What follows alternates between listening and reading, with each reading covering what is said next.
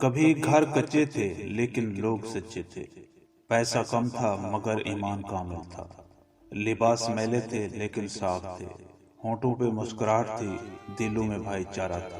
اور آج گھر پکے ہیں مگر لوگ جھوٹے ہیں، پیسے کی فراوانی ہے لیکن ایمان کمزور، ہونٹوں پہ مسکراہٹ ہے لیکن دل میں منافقت، اور لباس صاف ستھرا مگر دل میلے کچیلے۔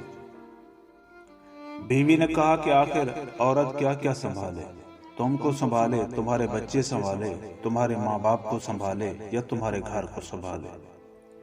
مرد نے بڑے سکون سے جواب دیا کہ عورت صرف اپنی زبان سنبھال لے، باقی سب اپنے آپ سنبھل جائے گا۔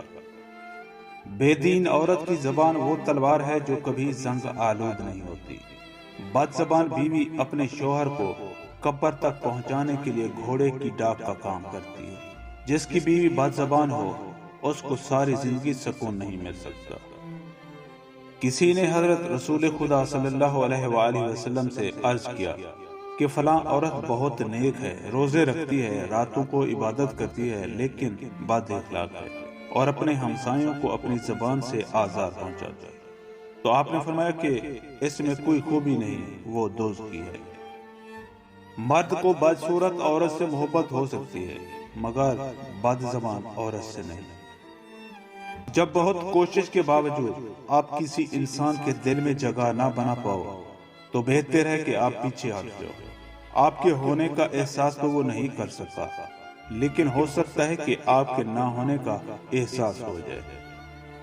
آپ چاہے جتنے بھی ٹھنڈے دماغ کے مالک ہوں، کچھ لوگوں میں یہ کوالٹی ہوتی ہے کہ وہ آپ کو غصے میں لے ہی آتے ہیں۔ اپنے جذبات کچل کر دوسروں کے جذبات کا احترام کرنا، یہی وہ منزل ہے جہاں انسانیت تکمیل پاتی ہے۔ ایسی عورت کسی غیر مرد کے ساتھ سونے میں دیر نہیں لگاتی جس کی خواہشات اس کی اوقات سے بڑھ کر ہوں۔